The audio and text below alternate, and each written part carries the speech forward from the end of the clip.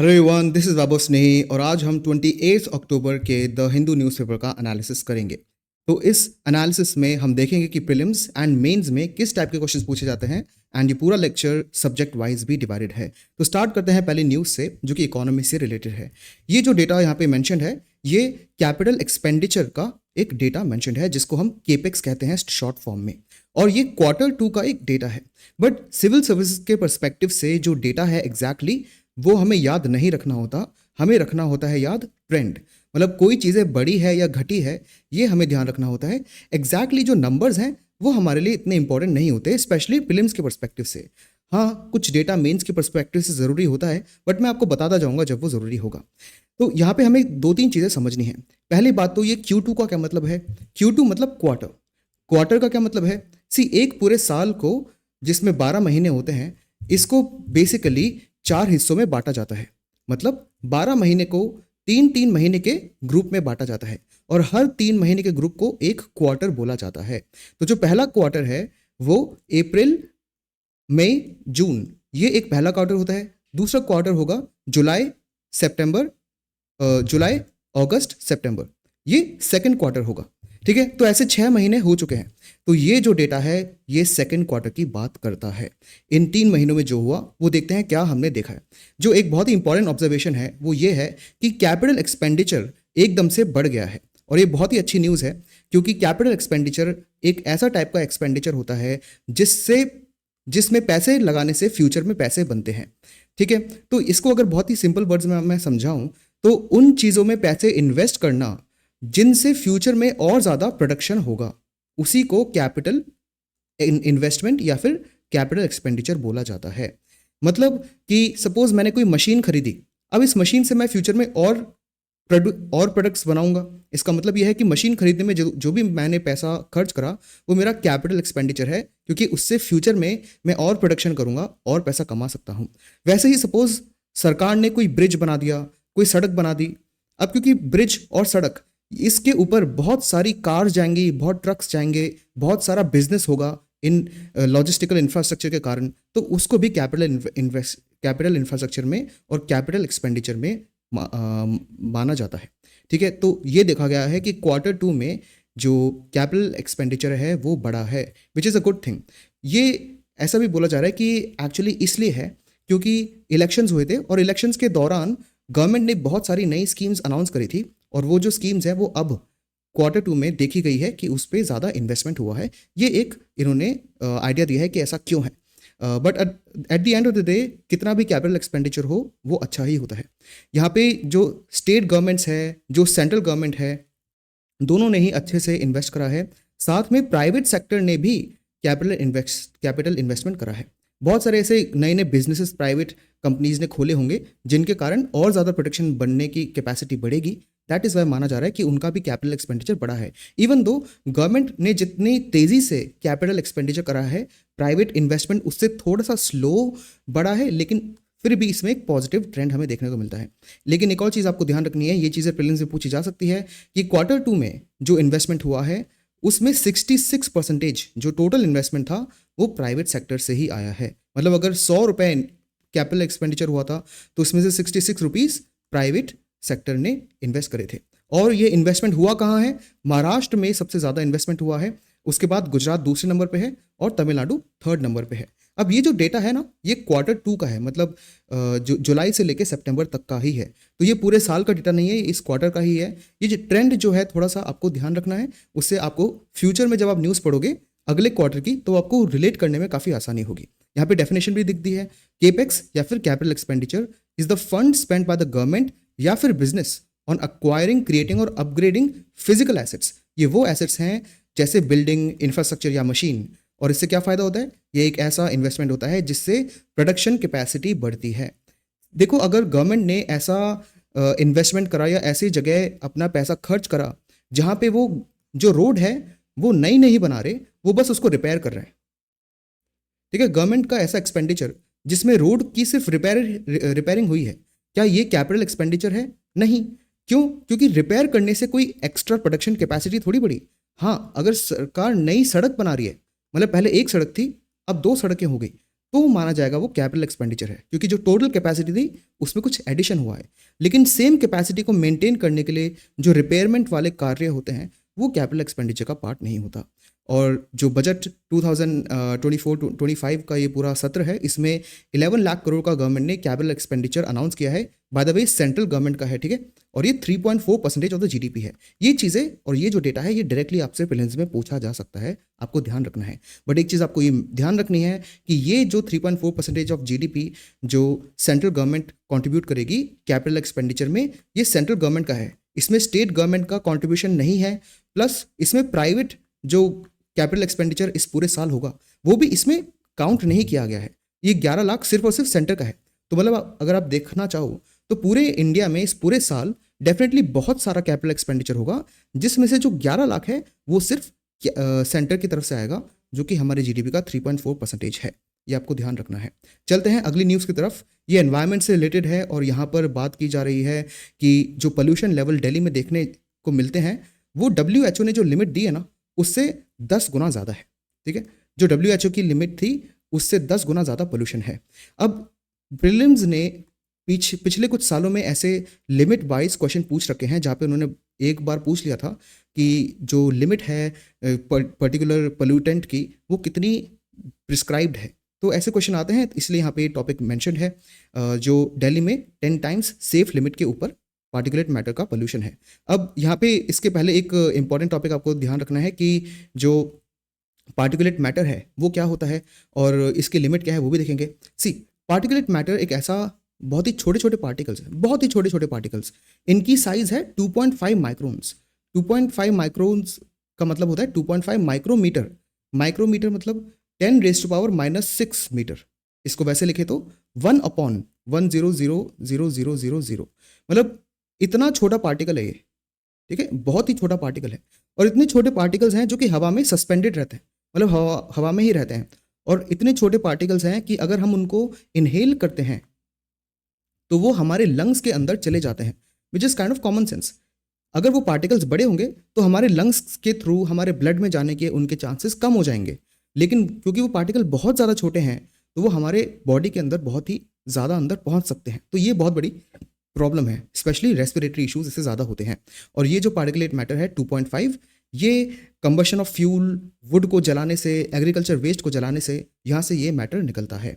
जो WHO की limit है जो आपको ध्यान रखनी है वो है 15 माइक्रोग्राम्स पर क्यूबिक मीटर, मतलब 15 माइक्रोग्राम्स पर मीटर क्यूब, ये इसकी लिमिट है। आई नो ये थोड़ा डिफिकल्ट हो सकता है याद रखना, बट क्योंकि यूपीएससी ने पहले ऐसे क्वेश्चन पूछा है और ये न्यूज़ में भी है, इसलिए आई विल रिकमेंड आप एटलीस्ट 15 तो ध्यान रखो, ठीक है। उसके अलावा ज़्यादा डेटा ध्यान रखने की ज़रूरत नहीं है। और ये कॉन्सेप्ट क्या है ये भी आपको थोड़ा पता होना चाहिए, बस यही न्यूज़ है। दिल्ली के पोल्यूशन के जितने भी कारण हैं उसके ऊपर फ्यूचर में भी एक इसी लेक्चर में बहुत ही अच्छा आर्टिकल आया था आज द हिंदू में, उसको भी अच्छे से देखेंगे। अब चलते हैं नेक्स्ट टॉपिक पर। ये एक बहुत बहुत बड़ा टॉपिक है, human animal conflict. Human animal conflict क्यों होता है पहले उसको समझते हैं और फिर समझेंगे कि यहाँ पे न्यूज़ क्या है। सी प्रॉब्लम ये है कि हज़ारों सालों से, इनफैक्ट लाखों सालों से जो एनिमल्स हैं वो अपने फॉरेस्ट में रहते थे, ठीक है। और जितने भी ह्यूमंस थे वो इस फॉरेस्ट के आसपास गांवों में रहते हैं, ठीक है। हिस्टोरिकली ऐसा ही था। अब क्या हो रहा है, अब हमने क्या करा है, अब हमने जो फॉरेस्ट है उनको तो काट दिया और उनको बहुत ही छोटे छोटे पार्ट्स में डिवाइड कर दिया। और हम जहाँ पे ये फॉरेस्ट हुआ करता था आज हम यहीं जाके रहने लग गए। देखो जो ग्रीन एरिया है वो कितना छोटा हो गया और जो ह्यूमंस हैं वो इस फॉरेस्ट के एकदम बीच में जाके रहने लग गए, फॉरेस्ट को काट कर यहाँ से सड़कें निकाल दी, बहुत चीज़ें कर दी। तो जो एनिमल्स बेचारे पहले सेफ एंड सिक्योर थे अपने इस पूरे सिस्टम में, एनिमल कोई मान लेते यहाँ पे रहता था, कोई एनिमल इस रीजन में रहता था, तो देखो वो कितना दूर है किसी भी इंसान से।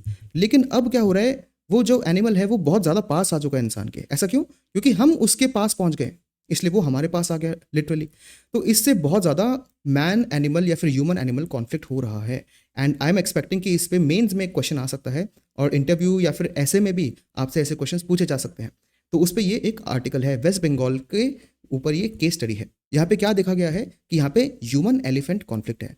ह्यूमन एनिमल कॉन्फ्लिक्ट बहुत तरीके का हो सकता है। यहाँ पे टाइगर हो सकता है, यहाँ पे लेपर्ड हो सकता है। स्पेशली जो नॉर्थ वेस्टर्न इंडिया है जहाँ पे हरियाणा राजस्थान है, वहाँ पे लेपर्ड की काफ़ी बड़ी प्रॉब्लम है। साउथ इंडिया और नॉर्थ ईस्ट इंडिया में टाइगर्स और मध्य प्रदेश के कुछ इलाकों में जो टाइगर्स हैं उनसे ह्यूमन एनिमल कॉन्फ्लिक्ट होता है। फिर जो ईस्टर्न इंडिया है और सदर्न इंडिया है वहाँ पे ह्यूमन एलिफेंट कॉन्फ्लिक्ट भी होता है। तो ऐसे डिफरेंट एनिमल्स के साथ ह्यूमंस का कॉन्फ्लिक्ट हो रहा है क्योंकि हमने क्या कर दिया है, उनके हैबिटाट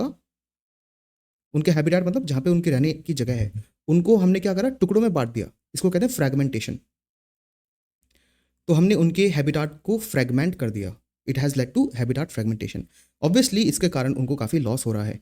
तो अब देखते हैं जो एनिमल्स हैं वो क्या करते हैं, अब ह्यूमंस के साथ इंटरेक्ट करते हैं और यूजुअली ये जो इंटरेक्शन होता है ये थोड़ा सा हॉस्टाइल होता है, कॉन्फ्लिक्ट से भरा होता है। इससे देखते हैं क्या क्या रिजल्ट होता है। सबसे पहले डैमेज टू क्रॉप्स। बहुत सारे जो एलिफेंट्स हैं वो क्रॉप्स के अराउंड घूमते हैं। उनका जो जंगल था वो तो हमने बहुत ही छोटे पार्ट्स में बांट दिया, तो अब एलिफेंट जाएंगे कहाँ, वो ह्यूमंस के खेतों में आ रहे हैं, तो उससे डैमेज टू क्रॉप्स हो रहा है। अब इससे जो, अब ये भी देखो क्रॉप उगाता कौन है, किसान जो है वो खुद में ही बहुत ज़्यादा पुअर है। तो एक तो बेचारे हमने एनिमल का घर छीन लिया और जब एनिमल खेतों में आता है तो जो बेचारे पुअर किसान हैं उनका और ज़्यादा नुकसान हो जाता है। ठीक है, फिर डैमेज टू ह्यूमन लाइफ। इस कारण बहुत सारे किसान एनिमल को भगाने में कोशिश करते हैं तो कभी कभी एनिमल्स के कारण मर भी जाते हैं। 2024 में 99 people have died from elephant attack in West Bengal. West Bengal में ही सिर्फ अराउंड 100 लोगों की डेथ हो चुकी है अनफॉर्चुनेटली ह्यूमन एलिमेंट कॉन्फ्लिक्ट के कारण। आई विल रिकमेंड कि आप ये जो डेटा है ना आप थोड़ा ध्यान रखो। ये आपसे पूछा नहीं जाएगा प्रीलिम्स में, लेकिन मेंस में अगर मैन एनिमल कॉन्फ्लिक्ट आता है तो एटलीस्ट आप ये डेटा वहाँ पे कोट कर सकते हो और अपने पॉइंट को प्रूव कर सकते हो। फिर डैमेज टू एनिमल लाइफ भी होता है, मतलब क्रॉप्स का भी डैमेज हुआ, मतलब इकोनॉमिक लॉस। यहाँ पे हुआ ह्यूमन का लाइफ लॉस, यहाँ पे एनिमल लाइफ का भी लॉस होता है क्योंकि कभी कभी एनिमल को भी मार दिया जाता है। और ये देखा गया है कि जो फॉरेस्ट डिपार्टमेंट है वो कभी कभी जो जो जो गांवों में छोटे छोटे ग्रुप्स बना देते हैं जिनको कहते हैं हुला पार्टीज या हल्ला पार्टीज। वो क्या करते हैं, हल्ला करके मशाल जला के डंडियों का यूज़ करके एलिफेंट्स को भगाने की कोशिश करते हैं। तो उससे क्या है, कभी कभी एलिफेंट की डेथ भी हो जाती है, स्पेशली जो थोड़ा ओल्ड एलिफेंट है या फिर यंग एलिफेंट है।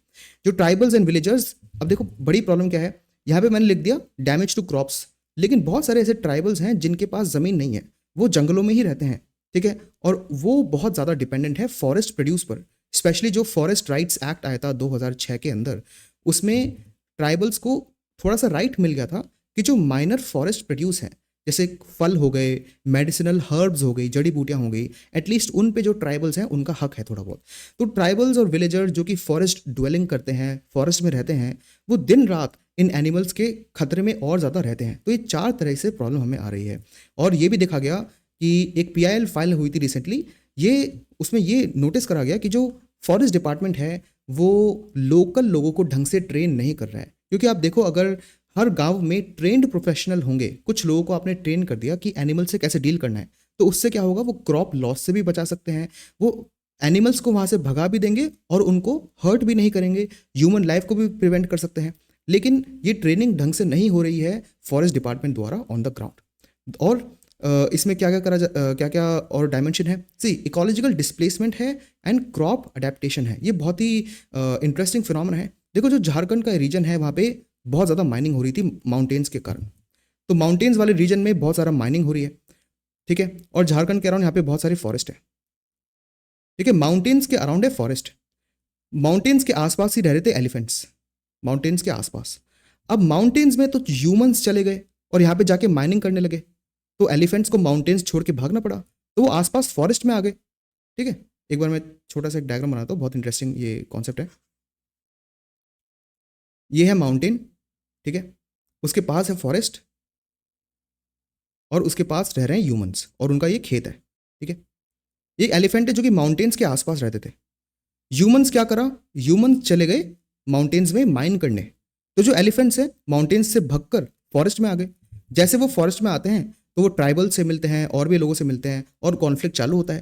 फिर ह्यूमंस फॉरेस्ट में भी चले गए क्योंकि ह्यूमंस को पेड़ों की ज़रूरत है, पेड़ काटने के लिए फॉरेस्ट में चले गए, तो एलिमेंट्स भाग कर खेतों में आ रहे हैं। तो यहाँ पे और भी ज़्यादा वो ह्यूमन से लड़ रहे हैं, भिड़ रहे हैं। तो यू कैन अंडरस्टैंड कि कितना कॉन्व्यूलेटेड और कॉन्फ्लिक्टिंग की प्रॉब्लम हो चुका है। विलेजर्स ने क्या क्या कोशिश करी है, वो ना ऐसी कुछ फसलें उगाते हैं, कुछ ऐसी क्रॉप्स उगाते हैं जिनको बफर क्रॉप्स भी बोला जाता है। ये बहुत ही इंपॉर्टेंट कॉन्सेप्ट है, आपको ध्यान रखना है। ये चीज़ें मेंस में लिखनी पड़ेगी आपको अगर ऐसा क्वेश्चन पूछा गया तो, कि बफर क्रॉप्स ऐसी उगाई जाती हैं जिनके कारण एलिफेंट्स डर के भाग जाते हैं या उन खेतों में वो घुसते ही नहीं है। जैसे बिटर गार्ड हो गया, जैसे करेला हो गया फॉर एग्जांपल, उसके खेत में वो नहीं घुसते। फिर चिली, जिंजर, गार्लिक, ये भी ऐसे कुछ फसलें हैं जिनके खेत को एलिफेंट्स वगैरह अवॉइड करते हैं, तो इससे क्या है उनकी क्रॉप थोड़ी सी सिक्योर्ड रहती है। फिर बी हाइव फेंसिंग भी, ये भी बहुत अच्छा तरीका है। जो एलिफेंट्स हैं वो मधुमक्खियों से काफ़ी डरते हैं, तो अगर जो बड़ा सा खेत है उसके अराउंड हमने बी हाइव लगा दी है, और बहुत सारे अभी तो जो गवर्नमेंट ऑफ इंडिया है वो भी हनी मिशन को सपोर्ट कर रही है। एक हनी मिशन भी चल रहा है जिसमें गवर्नमेंट ऑफ इंडिया सपोर्ट करती है बी कीपिंग को।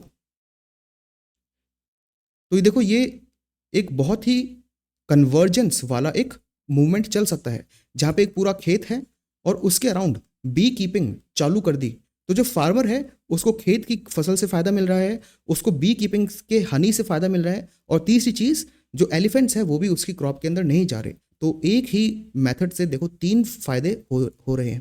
फिर बायो फेंसिंग भी होती है कि कभी कभी खेत के अराउंड बहुत ही ज़्यादा थिक हेज लगा दी, कैक्टस उगा दिए, जिसके कारण जो एनिमल्स है वो उससे दूर रहेंगे।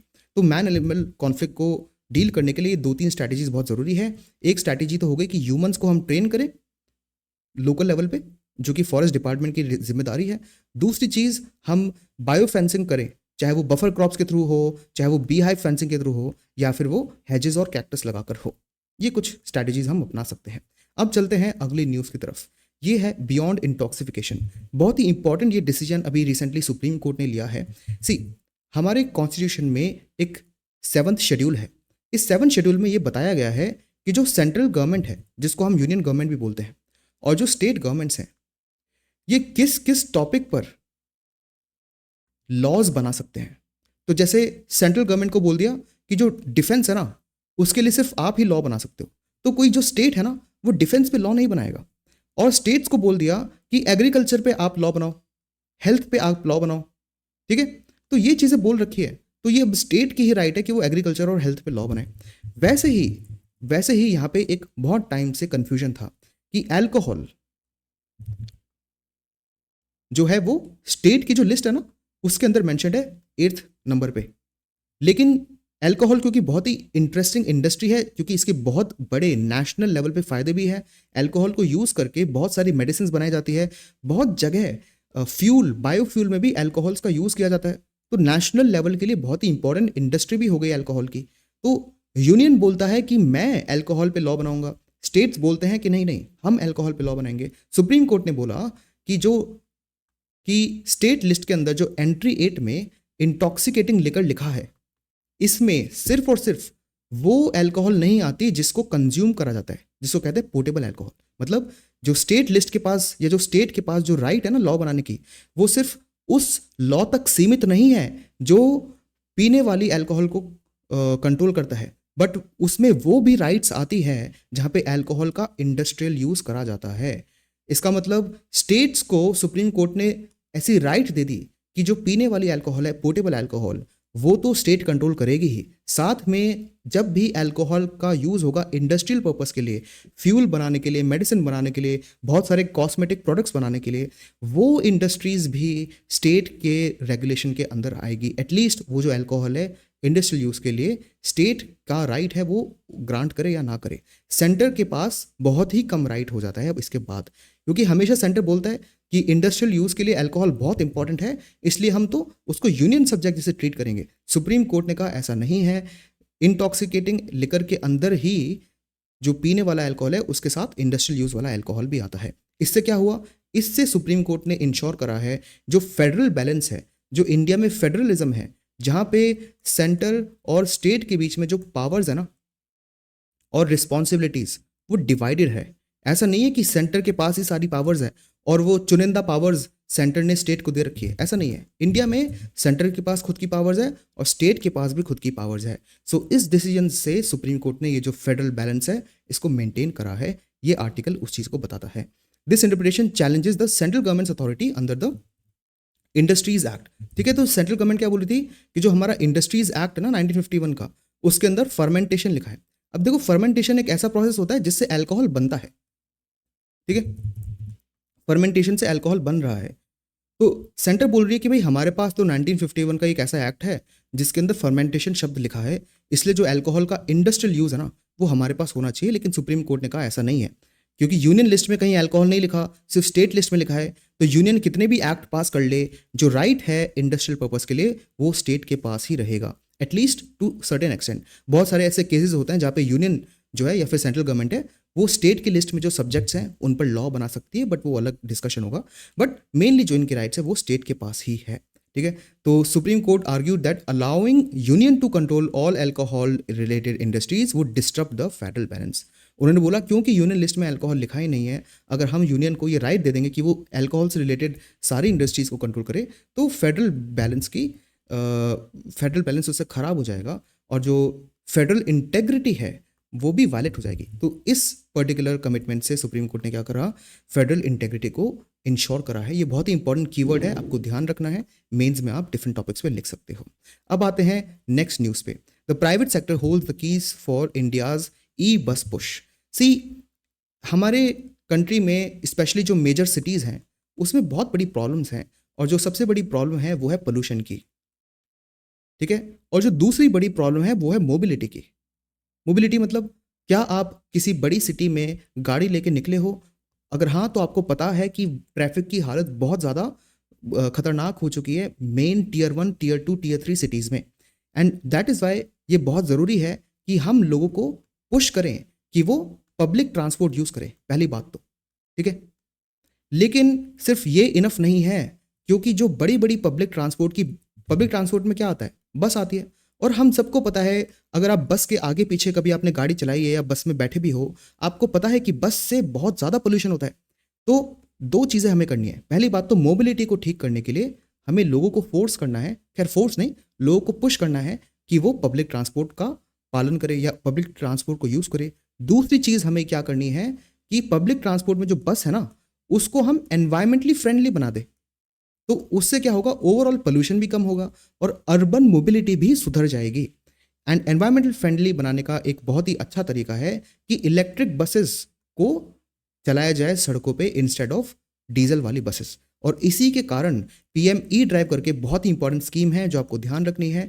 प्रीलिम्स में इस पर क्वेश्चन आ सकता है, मेंस में भी इलेक्ट्रिक व्हीकल्स पे अगर क्वेश्चन आएगा तो उसमें आप एक सब टॉपिक इलेक्ट्रिक पब्लिक मोबिलिटी का रखोगे, जिसमें आप बसेस का एग्जांपल दोगे, और PM E drive as a scheme आप वहाँ पे एग्जांपल के तौर पे मेंशन कर सकते हो। तो पीएम ई ड्राइव क्या है, electric drive revolution in innovative vehicle enhancement. Overall इसका यही मतलब है कि वो इलेक्ट्रिक व्हीकल्स को पुश करेंगे, और उसका जो सबसे इंपॉर्टेंट कंपोनेंट है वो ये है कि 14,000 इलेक्ट्रिक बसेस को वो प्रोक्योर करेंगे और चालू करेंगे 9 सिटीज़ में। ये आपको ध्यान रखना है, ये सारी चीज़ें, क्योंकि ये स्कीम बहुत ही इनोवेटिव स्कीम है। मैंने आपको बताया है इलेक्ट्रिक व्हीकल्स का जो टॉपिक है वो मेंस के लिए बहुत इंपॉर्टेंट है, तो वहाँ पे आपको ये लिखना पड़ेगा। दूसरी चीज़, क्योंकि इतनी इंपॉर्टेंट स्कीम है तो प्रीलिम्स पर भी इस पर क्वेश्चन आ सकता है, तो ये चीज़ आपको ध्यान रखनी है। तो इससे क्या होगा, हम पब्लिक ट्रांसपोर्ट सेक्टर को ही शिफ्ट कर देंगे इलेक्ट्रिक व्हीकल्स की तरफ, क्योंकि अभी पब्लिक ट्रांसपोर्ट में जो बसेज हैं वो डीजल बेस्ड बसेज हैं, जिसके जो इंजन्स हैं बहुत ही ज़्यादा इनएफिशिएंट है और बहुत ज़्यादा पोल्यूशन करते हैं। लेकिन इस स्कीम में एक बड़ी प्रॉब्लम है कि जो प्राइवेट बसेस हैं या प्राइवेट बस ऑपरेटर हैं उनका कोई मेंशन नहीं है, उनको बाहर छोड़ दिया है। और एक बहुत बड़ी प्रॉब्लम ये भी है कि इंडिया में ये देखा गया है कि पब्लिक ट्रांसपोर्ट की जो बसेस है ना, वो सिर्फ और सिर्फ 7% है। जितनी टोटल हमारे पास रजिस्टर्ड बस है ना पूरे इंडिया में 24 लाख, ये नंबर ध्यान रखने की आपको ज़रूरत नहीं है, पर इंडिया में जितनी भी टोटल 24 लाख बसेस रजिस्टर्ड हैं उसकी सिर्फ 7% वो बसेस हैं जो कि गवर्नमेंट के अंदर है, मतलब सेंट्रल या फिर मेनली स्टेट गवर्नमेंट्स के पास। तो 93% जो बसेस हैं जो लोग ट्रैवल कर रहे हैं वो प्राइवेट बसेस के थ्रू कर रहे हैं, ठीक है। लेकिन यहाँ पे पीएम ई ड्राइव में किसको सपोर्ट मिल रहा है, सिर्फ और सिर्फ पब्लिक या फिर गवर्नमेंट बसेस को। तो क्या इससे हम जो हमारा बड़ा टारगेट है कि पूरी पब्लिक मोबिलिटी को, बसेस को हम इलेक्ट्रिक व्हीकल्स में कन्वर्ट कर देंगे, क्या वो इससे पूरा होगा? वेल, कुछ हद तक हाँ, बट कंप्लीटली तो डेफिनेटली नहीं होगा, ठीक है। तो पब्लिक सेक्टर ड्रिवन बस डिप्लॉयमेंट इन इंडिया वो सपोर्टेड, जो पब्लिक सेक्टर में पहले भी जो बसेस है ना उनको पहले भी सपोर्ट किया गया है। एक फेम इंडिया स्कीम चल रही थी जो 2 फेजेस में चली है, इसका नाम है faster adaptation and manufacturing of hybrid and electric vehicles. Hybrid vehicles वो होते हैं जिनके अंदर पेट्रोल या डीजल का इंजन भी होता है, प्लस उनमें इलेक्ट्रिसिटी से चलने की कैपेसिटी भी होती है। ये दोनों हाइब्रिड व्हीकल्स में होते हैं। एनीवे, जो फेम स्कीम थी मिनिस्ट्री ऑफ हैवी इंडस्ट्रीज़ की, वो इसको सपोर्ट करती थी और ये 2 फेजेस में चला है। पहला जो फेज था फेम 1 वो 2019 तक था। जो फेम 2 का फेज था सेकंड, वो 24 तक था। ठीक है, तो इसमें भी बहुत सारी बसेस को प्रोक्योर करा गया था। ये नंबर आपको याद रखने की ज़्यादा ज़रूरत नहीं है, बट इतनी बसेस को प्रोक्योर कर रखा था। तो जो पब्लिक सेक्टर की बसेस हैं, जो गवर्नमेंट बसेस हैं, उनको तो पहले से ही 2014 से बहुत अच्छा सपोर्ट मिला है। अभी पीएम जो ई ड्राइव लॉन्च हुई है, ये जो स्कीम है, इसके थ्रू भी बहुत ज़्यादा सपोर्ट मिल रहा है। लेकिन जो प्राइवेट सेक्टर की बसेस हैं, जिनका नंबर 90% से भी ज़्यादा है, उनको अब तक कोई ऐसा सपोर्ट नहीं मिला है unfortunately. High interest and loan installment cost make them less financially viable during the loan period. ये पब्लिक जो बसेस है ना, सॉरी जो प्राइवेट बसेस हैं, उनके लिए बहुत बड़ी प्रॉब्लम है। आप खुद सोचो, जो प्राइवेट बस ड्राइवर है, अगर उसको स्विच करना है फ्रॉम डीजल बस टू इलेक्ट्रिक व्हीकल बस, तो उसके लिए कितना डिफिकल्ट होगा, क्योंकि स्टार्टिंग में तो इन्वेस्टमेंट बहुत ज़्यादा होती है और गवर्नमेंट ने कोई ऐसी सब्सिडी अनाउंस भी नहीं करी बसेस के लिए जो कि प्राइवेट बस ड्राइवर्स या प्राइवेट कंपनीज खरीद पाए। इसके बावजूद भी जो प्राइवेट इंटरसिटी बस ऑपरेटर्स हैं, वो बेनिफिट कर सकते हैं from the electric buses by offsetting their rising fuel cost. मतलब इनिशियली बहुत ज़्यादा पैसा लगेगा किसी प्राइवेट बस ड्राइवर को या बस कंपनी को अपनी पुरानी बस से इलेक्ट्रिक व्हीकल बस में स्विच करने के लिए। तो इनिशियली जो फाइनेंशियल बर्डन है वो बहुत ज़्यादा है। लेकिन लॉन्ग टर्म में क्या होगा, लॉन्ग टर्म में उनको फ़ायदा होगा। मतलब लॉन्ग टर्म में ये पूरा जो कन्वर्जन है ये प्रॉफिटेबल होगा, क्योंकि अगर वो इलेक्ट्रिक बस में ट्रांसफ़र कर लेते हैं तो जो उनकी फ्यूल प्राइसेस हैं वो बहुत ज़्यादा बच जाएगी। इंडिया का जो एम है वो 2030 तक 8 लाख डीजल बसेस को रिप्लेस करने का है इलेक्ट्रिक व्हीकल से। ये बहुत ही इंपॉर्टेंट है। अगेन ये डेटा प्रीलिम्स में भी पूछा जा सकता है और मेंस में भी, तो आपको लिखना ही है अगर ऐसा कोई क्वेश्चन आता है। उसके अलावा there are issues in adoption in charging infrastructure. ये बहुत बड़ी प्रॉब्लम है, क्योंकि चार्जिंग इंफ्रास्ट्रक्चर हमारे पास है ही नहीं। सपोज किसी ने इलेक्ट्रिक बस खरीद ली, प्राइवेट इंसान ने, प्राइवेट कंपनी ने, ठीक है, और वो बस चल रही है, अब उसकी इलेक्ट्रिसिटी खत्म हो गई, तो वो चार्ज कहाँ करेगा? तो जितनी ज़्यादा फ्रीक्वेंसी हमारी पेट्रोल पंप्स की है, क्या हमारी उतनी फ्रीक्वेंसी इलेक्ट्रिक चार्जिंग स्टेशंस की है? बिल्कुल भी नहीं। तो वो एक बहुत बहुत बड़ा चैलेंज है। जो फेम फंडेड फैसिलिटीज़ हैं वो बहुत ज़्यादा लिमिटेड है। जो 2 फेजेज में जो स्कीम चल रही थी फेम वाली, उसमें भी कुछ फैसिलिटीज़ बनाई गई, चार्जिंग इंफ्रास्ट्रक्चर बनाया गया, वो भी बहुत ज़्यादा लिमिटेड है। ठीक है, and private intercity bus operators में also face challenges due to power supply interruptions. ये बहुत बड़ी प्रॉब्लम है। हमें पता है कि मेन सिटी के बाहर जो सबर्बन रीजन होता है या थोड़ा सा रूरल एरिया आ गया, वहाँ पे इलेक्ट्रिसिटी की जो कटौती होती है वो बहुत ज़्यादा होती है। तो मान लेते कोई बस रुक भी गई और वो चार्जिंग इंफ्रास्ट्रक्चर के पास भी आ गई, लेकिन वहाँ पे बिजली ही नहीं आ रही, इलेक्ट्रिसिटी ही नहीं आ रही, तो कितनी बड़ी प्रॉब्लम होती है। और ये रियल लाइफ प्रॉब्लम्स है बाय द वे। तो प्राइवेट इन्वेस्टमेंट को एनकरेज करने के लिए जो स्टेट गवर्नमेंट्स है या सेंट्रल गवर्नमेंट है, वो design build operate transfer DBOT basis पर पब्लिक प्राइवेट पार्टनरशिप कर सकते हैं। इसमें क्या होता है, बहुत ही सिंपल ये एक कॉन्सेप्ट है, जिसमें जो गवर्नमेंट है वो बोल देगी कि प्राइवेट कंपनी तुम डिज़ाइन करो पूरा इंफ्रास्ट्रक्चर, तुम उसको बनाओ और तुम उसको ऑपरेट करो। मतलब सरकार जो है सरकारी ज़मीन पर प्राइवेट पार्टीज़ को अपना इंफ्रास्ट्रक्चर बनाने के लिए और ऑपरेट करने के लिए पूरी अनुमति दे देगी। उसके बाद जो प्राइवेट कंपनीज़ हैं वो ऑपरेट भी करेगी इस पूरे इंफ्रास्ट्रक्चर को, और तब तक ऑपरेट करेगी जब तक वो अपना प्रॉफिट निकाल लेगी, क्योंकि उन्होंने बनाया भी तो है ना, तो उनका पैसा भी लगाए, तो ऑपरेट करने की भी उनको अनुमति मिलेगी। प्राइवेट पार्टीज़ ऑपरेट करके अपना प्रॉफिट निकाल लेगी, उसके बाद ट्रांसफ़र हो जाएगा। जो प्राइवेट पार्टी है वो या प्राइवेट कंपनी है वो उस पूरे इंफ्रास्ट्रक्चर को पब्लिक गवर्नमेंट को वो दे देगी। तो ये बहुत ही सिंपल और इंटरेस्टिंग मॉडल है, जिसको यूज़ करके private procurement of electric vehicles को भी बढ़ाया जा सकता है। एक और सर्विस है या एक और एक सिस्टम है जिसको कहते हैं BAAS। ये क्या है? Battery as a service. Battery as a service क्या होती है? बहुत ही सिंपल तरीका है, जिसमें बैटरी को रेंट पे लिया जाता है। कोई बस है, अब मैंने बोला ना कि चार्जिंग इंफ्रास्ट्रक्चर की कमी है, तो कोई बात नहीं, एक बस जो है वो बैटरीज को स्टोर करके चल लेगी, और सपोज एक बैटरी खत्म होती है तो दूसरी बैटरी को लगा लेगी। तो यहाँ पे बैटरी क्या है, सर्विस जैसे यूज़ की जा रही है। और एक और कॉन्सेप्ट है बैटरी स्वैपिंग का, उसको भी यूज़ करा जा सकता है। बैटरी स्वैपिंग में क्या होता है, ये भी बहुत सिंपल है। एक बस में बैटरी लगी है, वो एक स्टेशन पे गई, मान लेते हैं यहाँ पे बिजली नहीं आ रही, कोई बात नहीं, यहाँ पे बैटरी रखी होगी, तो बस क्या है, अपनी कम वाली बैटरी वहाँ पे जमा कर देगी और नई बैटरी ले लेगी। तो ऐसे सिस्टम्स के थ्रू जो हमारी चार्जिंग इंफ्रास्ट्रक्चर में कमियां हैं ना, उसको पूरा करा जा सकता है और प्राइवेट सेक्टर को इंसेंटिवाइज करा जा सकता है, ताकि वो इलेक्ट्रिक व्हीकल पब्लिक मोबिलिटी में पार्टिसिपेट और ट्रांसफ़र कर पाए। ये बहुत ही इंटरेस्टिंग है। अब चलते हैं नई न्यूज़ पे। ये एक आर्टिकल है जो बता रहा है कि इंडिया में बायो इकोनॉमी पे ज़्यादा फोकस किया जा रहा है। बायो इकोनॉमी क्या होती है, इसका मैं आपको छोटा सा बैकग्राउंड देता हूँ। बायो इकोनॉमी एक ऐसी इकोनॉमी होती है जिसमें बायो मैन्युफैक्चरिंग उसका सेंट्रल होता है। अब बायो मैन्युफैक्चरिंग क्या होती है, ये भी बहुत ही सिंपल कॉन्सेप्ट है। हम अभी तक जो ऑयल है वो कैसे बना रहे हैं, क्रूड ऑयल से। क्रूड ऑयल ज़मीन से निकलता है, उसको हम रिफाइन करते हैं, उसके बाद हमारा पेट्रोल डीजल बनता है। लेकिन सपोज हमने एल्गी जो है, एल्गी जिसको काई भी बोलते हो आप, एल्गी या काई, उसको यूज़ करके अगर हमने एथनॉल निकाल लिया, ठीक है, जो हमारा वेजिटेबल है,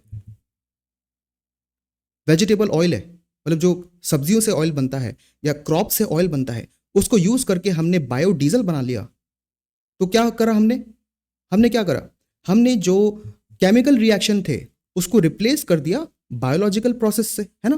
तो ये क्या हो रहा है, हम बायोलॉजिकल प्रोसेस को यूज़ करके जब प्रोडक्ट्स बना रहे हैं, मैन्युफैक्चर कर रहे हैं, उसको हम कहते हैं बायो मैन्युफैक्चरिंग। और उससे जो इकोनॉमी चलती है उसको कहते हैं बायो इकोनॉमी। और भी चीज़ है, बहुत सारी मेडिसिन है, जैसे इंसुलिन बैक्टीरिया से मिलता है हमें, ठीक है। बैक्टीरिया को हम एक लैब में डालते हैं, उसको मल्टीप्लाई करते हैं, कल्चर करते हैं, उससे फिर इंसुलिन बन जाता है, ठीक है। अब ये कितना इंपॉर्टेंट है इंसुलिन हमारी बॉडी के लिए। सो यू कैन अंडरस्टैंड कि जब हम बायोलॉजिकल प्रोसेस को यूज़ करते हैं कुछ ना कुछ मैन्युफैक्चर करने के लिए, उसको बायो मैन्युफैक्चरिंग कहते हैं। और उस पूरे इकोसिस्टम को बायो इकोनॉमी कहा जाता है। इस पे प्रीलिम्स और मेंस पे क्वेश्चन आ सकता है, इंटरव्यू में भी ये कॉन्सेप्ट आपसे पूछा जा सकता है। अब इंडिया ने इसके लिए क्या करा है, सबसे बड़ा जो प्रोजेक्ट है वो है बायो E3, जो लास्ट क्लास में भी हमने डिस्कस करा था। आप प्लीज़ वहाँ पे जाके इसको एक बार चेक करिए। बायो E3 में क्या है, biotechnology for economy, environment and employment. Simple सा ये मतलब है कि बायो मैन्युफैक्चरिंग करेंगे, बायो इकोनॉमी डेवलप करेंगे, जिससे इकोनॉमी चलेगी, एनवायरमेंट को फायदा होगा, क्योंकि हम जो क्रूड ऑयल है उसको यूज़ नहीं कर रहे, हम बायोडीजल को यूज़ कर रहे हैं। और साथ में अगर नई इकोनॉमी चलेगी तो एम्प्लॉयमेंट तो मिलेगा ही। उसके अलावा अनुसंधान नेशनल रिसर्च फाउंडेशन से इंडिया में जो रिसर्च एंड डेवलपमेंट है ना, ये डेटा आपको ध्यान रखना है, जो रिसर्च एंड डेवलपमेंट है उस पे 1% ऑफ GDP से भी कम इन्वेस्टमेंट होता है, ठीक है। रिसर्च एंड डेवलपमेंट पर इंडिया में 1% ऑफ GDP से भी कम इन्वेस्टमेंट हो रहा है। तो ये जब अनुसंधान नेशनल रिसर्च फाउंडेशन बनती है, इसका मतलब गवर्नमेंट की इंटेंशन है कि इस फंडिंग को बढ़ाना है, which is a good step. इन दोनों को कंबाइन करेंगे तो इंडिया की जो बायो इकोनॉमी है वो अच्छे से चलेगी। और बायो इकोनॉमी ज़रूरी है फ्यूचर की इकोनॉमी को डील करने के लिए, क्लाइमेट चेंज से, क्लाइमेट चेंज के लिए जो मिटिगेशन है और अडेप्टेशन है उसके लिए भी। सो बायो E3 जो पॉलिसी है वो केमिकल बेस्ड इंडस्ट्री को बायो बेस्ड इंडस्ट्री में कन्वर्ट करने की कोशिश करेगी। जो मैंने आपको यहाँ पे एग्जांपल दिया, बस वही यहाँ पे बात हो रही है, जो हम देख चुके हैं काफ़ी डिटेल में। और क्या ये जो ऑथर है ना, इन्होंने स्पेशली पाम ऑयल को फोकस करा है। सी पाम ऑयल थोड़ा सा प्रॉब्लमेटिक है। प्रॉब्लमेटिक इसलिए है क्योंकि जो साउथ ईस्ट एशिया है, साउथ ईस्ट एशिया में जो मलेशिया है और इंडोनेशिया है, यहाँ पे बहुत ज़्यादा पाम ट्रीज का प्लांटेशन होता है। एक्चुअली क्या था, यहाँ पे बहुत सारे घने फॉरेस्ट थे और ये बहुत ही ज़्यादा डाइवर्स फॉरेस्ट थे, ठीक है। बहुत ही टाइप के पेड़ पौधे थे यहाँ पे, लेकिन इन सबको काट दिया गया, इन सबको यहाँ से काट दिया और सिर्फ पाम के ट्रीज उगा दिए। तो देखो यहाँ पे बायोडाइवर्सिटी थी, उस बायोडाइवर्सिटी को खत्म करके यहाँ पे मोनोकल्चर चालू कर दिया। तो पाम ऑयल इन्हीं पेड़ों से बनता है। फिर इसका ये मतलब है कि पाम ऑयल की खेती से जो बायोडाइवर्सिटी है उसका सत्यानाश होता है, नुकसान होता है, और मोनोकल्चर चालू हो जाता है जिसमें सिर्फ एक ही क्रॉप को बार बार उगाया जाता है, जिससे सॉइल की हेल्थ, सॉइल की फर्टिलिटी और न्यूट्रिशन बहुत ही ज़्यादा गिर जाता है। तो एनवायरनमेंट के लिए और सॉइल हेल्थ के लिए पाम ऑयल का cultivation is not a good thing, ठीक है। तो ये बोला जा रहा है कि पाम ऑयल जो कि सोप इंडस्ट्री में इतना ज़्यादा यूज़ होता है और जगह होता है, उससे ग्रीन हाउस गैसेज निकलती है, बायोडाइवर्सिटी का लॉस होता है। और स्पेशली ये बोल रहे हैं कि बोर्नियो, सुमात्रा और मलय पेनिनसुला, ये सारे कहाँ हैं, मलेशिया और इंडोनेशिया के अंदर ही ये आते हैं, ये तीनों आइलैंड्स। यहाँ पे 90% जो प्लांटेशन है वो यहाँ से है, यहाँ पर एग्जिस्ट करते हैं। और ये बहुत ही ल्यूक्रेटिव, मतलब बहुत ही फ़ायदेमंद एक बनते हुए आ रहा है इकोनॉमी का एक ऑल्टरनेटिव। लेकिन जो फॉरेस्टेड लैंड है, ज़मीन है, उसको बहुत ही जल्दी से ये रिप्लेस भी कर रहा है, जिससे बायोडाइवर्सिटी का बहुत ही ज़्यादा लॉस हो रहा है। और ये, लेकिन हमें एक प्रॉब्लम है। सी, आप कोई भी बिस्किट का पैकेट उठाओ, चिप्स का पैकेट उठाओ, अब पीछे उसके पढ़ो, उस पर सबसे पहले पाम ऑयल लिखा होगा या पामोलीन ऑयल लिखा होगा। इसका मतलब कि पाम ऑयल हर जगह यूज़ हो रहा है, तो उसको रिप्लेस करना बहुत डिफिकल्ट है, ठीक है। और एक और चीज़ है कि उसकी पाम ऑयल की जो या पाम की जो प्लांटेशन है उसकी यील्ड्स बहुत ज़्यादा है, प्रोडक्टिविटी बहुत ज़्यादा है, तो मतलब फार्मर को बहुत ज़्यादा फायदा भी हो रहा है।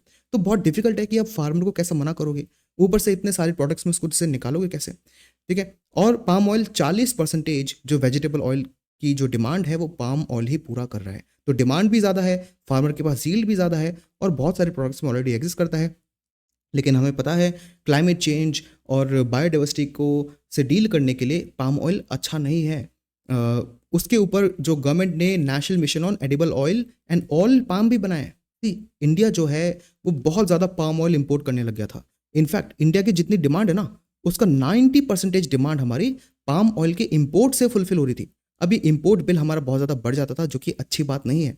तो गवर्नमेंट ने ये मिशन लॉन्च करा कि भाई हम बाहर से पाम ऑयल इंपोर्ट नहीं करेंगे, हम हमारी धरती पर ही उगाएंगे ताकि इंपोर्ट बिल जो है वो कम हो। लेकिन हमें पता है पाम ऑयल से नुकसान कितने हैं, पाम की खेती से कितने नुकसान हैं, एंड इसलिए जो ऑथर है वो ये बोल रहे हैं कि ये स्टेप ज़रूरी है पाम ऑयल को इंडिया में बढ़ावा देने का ताकि हम इंपोर्ट को डील कर पाएँ। लेकिन जब हम पाम ऑयल की प्लांटेशन करेंगे तब हमें नो डिफॉरेस्टेशन, नो पीट का जो प्रिंसिपल है उसको फॉलो करना होगा। आई विल रिकमेंड कि आप ये जो टर्म है ये ध्यान रखो फ्यूचर में लिखने के लिए।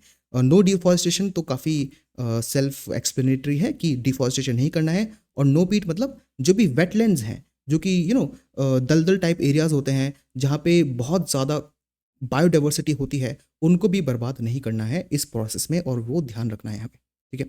अब आते हैं नई टॉपिक पे। ये दिल्ली के एयर पोल्यूशन से लिंक्ड है, जो मैंने आपको स्टार्टिंग में बताया था कि बहुत ही अच्छा आर्टिकल आया है, उसमें बहुत सारे कॉजेज सोल्यूशंस डिस्कस करे हैं। तो देखते हैं इस आर्टिकल में क्या क्या मैंशन है। यहाँ पे पहले बताया गया है करंट सिचुएशन क्या है दिल्ली की। करंटली जो PM 2.5, अभी मैंने आपको बताया था PM 2.5 क्या है, 2.5 माइक्रोमीटर के जो पार्टिकल्स होते हैं जो कि हवा में सस्पेंडेड रहते हैं, मतलब हवा में तैरते रहते हैं, वो उनका जो लेवल है वो 300 से ऊपर हो गया था, जिसको एयर क्वालिटी इंडेक्स के अंदर वेरी पुअर कैटेगरी में रखा जाता है। और ऑब्वियसली अभी तो अक्टूबर खत्म होने वाला है, लेकिन नवंबर में हालत बहुत ज़्यादा और ख़राब होने वाली है। दूसरी चीज़ ऑथर बता रहे हैं कि ये जो पूरी सिचुएशन है ना फ्यूचर में और ख़राब होने वाली है, क्योंकि जब जब साउथ वेस्ट मानसून ख़त्म होने वाला है, क्योंकि अभी जो हमारे इंडिया में जून से जुलाई अगस्त सितंबर तक जो मानसून होता है उसको हम कहते हैं साउथ वेस्ट मानसून। अब वो मानसून पूरा हो चुका है, अब वो वापस जाएगा। जब वो वापस जाएगा ना तो साउथ वेस्ट मानसून चले जाएगा और अब आएगा नॉर्थ वेस्ट मानसून, ठीक है। तो जब साउथ वेस्ट मानसून जा रहा होता है, रिट्रीट कर रहा होता है, तब एयर क्वालिटी दिल्ली में ख़राब होना चालू हो जाती है।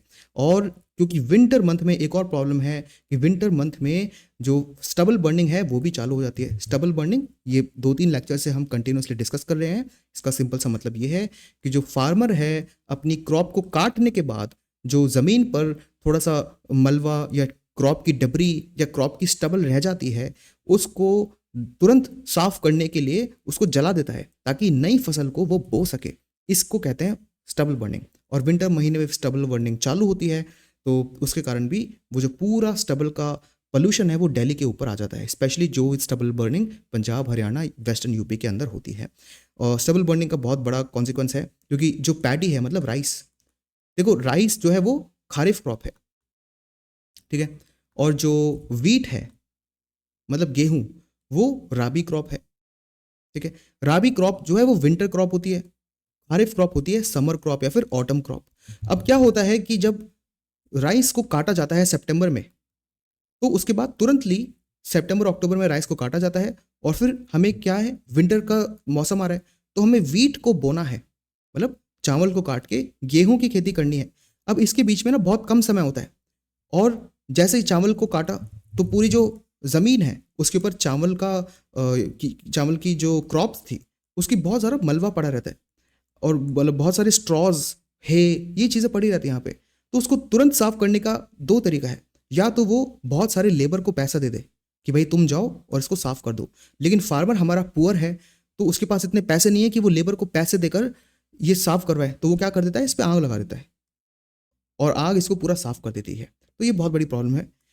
फिर ट्रेडिशनल प्रैक्टिसेस भी है, क्विक फील्ड क्लियरिंग हो जाती है इससे, ये हमें पता है, ताकि जो वीट सोइंग है वो हो पाए यहाँ पर।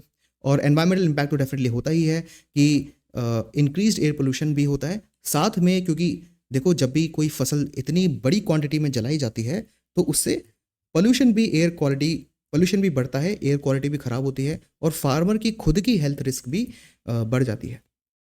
फिर 2023 की एक स्टडी थी जिसमें लिखा है कि स्टबल बर्निंग के कारण 22 से 35% दिल्ली का 2.5 पीएम लेवल बर्निंग सीजन में बढ़ता है। देखो ये बात हो रही है बर्निंग सीजन में। बर्निंग सीजन मतलब जो सितंबर, अक्टूबर, नवंबर का महीना है ना, यहाँ पे जब बर्निंग होती है स्टबल की, इस इन 3 महीनों में जो दिल्ली में पीएम 2.5 है ना, जो पीसी दिल्ली के पोल्यूशन की जो प्रॉब्लम है वो सिर्फ स्टबल बर्निंग नहीं है, बहुत सारी प्रॉब्लम है। लेकिन पीएम 2.5 की बर्निंग सीजन में या इन 3 महीनों में जो जो पोल्यूशन की क्वांटिटी है वो 22% कौन कंट्रीब्यूट कर रहा है? Stubble burning. और फिर कुछ मेट्रोलॉजिकल इन्फ्लुएंस भी है, मतलब वेदर रिलेटेड फिनोमेना या क्लाइमेट रिलेटेड फिनोमेना। एक प्रॉब्लम ये है कि विंटर आते आते जो विंड की स्पीड है वो गिर जाती है, क्योंकि देखो मानसून के टाइम जो हवाएं हैं बहुत तेज से चलती है, विंटर के कारण जो प्रेशर है काफ़ी हाई होता है, तो जो एयर की स्पीड है ना वो भी थोड़ी सी कम हो जाती है। तो एक तो दिल्ली के ऊपर पंजाब हरियाणा से इतना सारा पोल्यूशन आ गया, ऊपर से विंड या हवा चलनी भी रुक गई, तो मतलब ये आ तो गया लेकिन ये आगे जा नहीं रहा, यहीं पे फंस गया, यहीं पे रुक गया। तो ये भी बहुत बड़ी प्रॉब्लम होती है। तो यहाँ पे जो पोल्यूशन है वो ट्रैप हो जाता है। और एक्सटर्नल पोल्यूशन भी है। देखो ये कितना इंपॉर्टेंट डेटा है, 55% जो पोल्यूशन है दिल्ली का वो उसके बाहर से आता है। ये 2-3 डेटा आपको मेंस में लिखने के लिए ध्यान रखने हैं। और क्या क्या फैक्टर्स हैं? सी, क्या स्टबल बर्निंग इकलौता फैक्टर है? क्या पराली जलाने से ही दिल्ली की सारी प्रॉब्लम्स है? बिल्कुल नहीं। वो डेफिनेटली 22 से 35% कंट्रीब्यूट करता है, और वो भी इन सीजन्स में, है ना। इन 3 महीने में ही वो 22% कंट्रीब्यूट कर रहा है। लेकिन जो बाकी इन 3 महीने में 80% है वो कहाँ से आ रहा है? जो पूरे साल पोल्यूशन रहता है वो कहाँ से आता है? क्या वो भी स्टबल बर्निंग पे ब्लेम कर सकते हैं? नहीं, उसके बहुत ज़्यादा प्रॉब्लम्स हैं। एक तो अर्बन एमिशन। अर्बन एमिशन बहुत तरीके से होता है, बहुत ज़्यादा इंडस्ट्रियल डेवलपमेंट जो कि अनप्लान्ड है,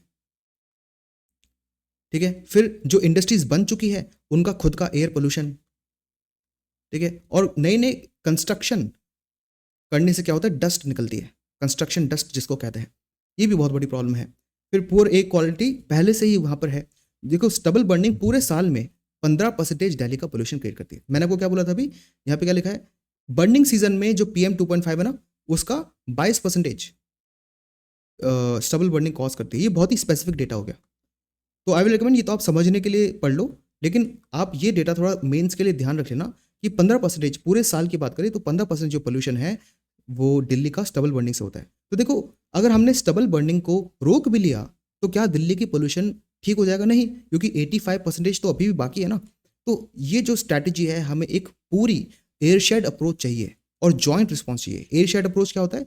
ये कीवर्ड है, आपको ध्यान रखना है मेंस के लिए। एयरशेड अप्रोच मतलब सारी चीज़ों को कॉम्प्रहेंसिवली देखना है। ऐसा नहीं कि सिर्फ स्टबल बर्निंग पे फोकस कर लिया, हमें सबको, सारे कॉजेज़ को मिला के एक पॉलिसी बनाना ज़रूरी होता है। और देखो दिल्ली का जो ट्रांसपोर्ट है, जो व्हीकुलर पोल्यूशन है, वो 18% कॉज करता है। जो सेकेंडरी इनऑर्गेनिक एयरसॉल्स हैं, सेकेंडरी इनऑर्गेनिक एयरसॉल्स मतलब क्या होता है? बहुत ही सिंपल ये कॉन्सेप्ट है कि जब भी देखो कोई गाड़ी में से धुआं निकल रहा है या कोई कोल या कोई भी फ्यूल जल रहा है, तो उससे ना sulphur oxides, nitrogen oxide, ammonia, ये पोल्यूटेंट्स निकलते ही हैं। लेकिन ये जो पोल्यूटेंट्स है ना, ये एनवायरनमेंट में आपस में भी इंटरेक्ट कर लेते हैं और चीज़ों से भी इंटरेक्ट करते हैं, जिससे और भी ज़्यादा पोल्यूटेंट बन जाते हैं। मतलब ये तो पहले वाले पोल्यूटेंट हो गए, जब ये फाइनली और केमिकल रिएक्शन कर रहे हैं एटमॉस्फेयर में तो कुछ और नए पोल्यूटेंट्स बन रहे हैं। इनको कहते हैं सेकेंडरी इनऑर्गेनिक एरोसोल्स। ये देखो 32% कॉन्ट्रीब्यूट करते हैं पीएम 2.5 में। तो आई विल नॉट रिकमेंड कि आप ये तीनों डेटा ध्यान रखो। एक तो पराली वाला तो आपको याद रखना है, स्टबल बर्निंग कितना कंट्रीब्यूट करता है, ऊपर से आप ट्रांसपोर्ट वाला भी याद रख सकते हो, ये आपकी समझने के लिए है, ठीक है। ये कॉन्सेप्ट क्या है ये भी आपको ध्यान रखना है वैसे। और देखो व्हीकल जो है वो टोटल 17% कंट्रीब्यूट करते हैं। बस आप ये दोनों ध्यान रखोगे मेंस के लिए। प्रीलिम्स में ये चीज़ें पूछी नहीं जाएगी, मेंस में ही आपको मेंशन करना पड़ेगा। तो हमें क्या करना है, एक कॉम्प्रिहेंसिव अप्रोच चाहिए जिसमें सिर्फ और सिर्फ हम किसी एक चीज़ पे फोकस ना करें, बल्कि दिल्ली में पोल्यूशन के जितने भी कॉजेज़ हैं उन सबको यूनिवर्सली कॉम्प्रिहेंसिवली लेकर चले। अब आते हैं नेक्स्ट न्यूज़ पर। फॉरेन पोर्टफोलियो इन्वेस्टर्स इंडिया से बाहर जा रहे हैं। इसका क्या मतलब है? बहुत ही सिंपल भाषा में आपको मैं समझाता हूँ। इंडिया के अंदर बहुत सारे बिजनेसेस हैं, इन बिजनेसेस को चाहिए पैसा, ठीक है। तो क्या किया इन्होंने बोला कि क्यों ना हम इंडिया की जो आम जनता है उनसे पैसा ले। तो मैंने क्या करा, मैंने बोला चलो ठीक है, मेरे पास 100 रुपये हैं, मैंने इन बिजनेसेस को अपने 100 रुपये दे दिए। क्यों? क्योंकि इन बिजनेसेस को जब मैंने 100 रुपये दिए तो मैंने एक तरह से इन बिजनेसेस की थोड़ी सी ओनरशिप ले ली।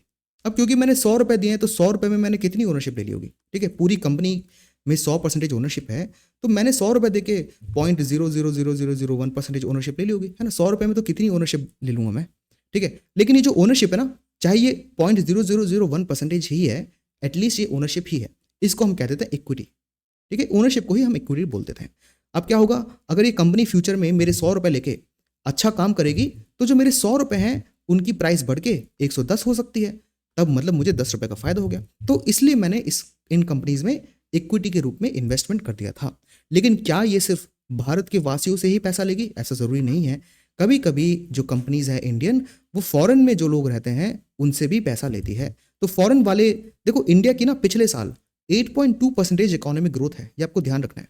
23-24 में इंडिया की जो ग्रोथ थी, इकोनॉमिक ग्रोथ, वो 8.2% थी, और जो वर्ल्ड की इकोनॉमिक ग्रोथ है वो 3.2% थी।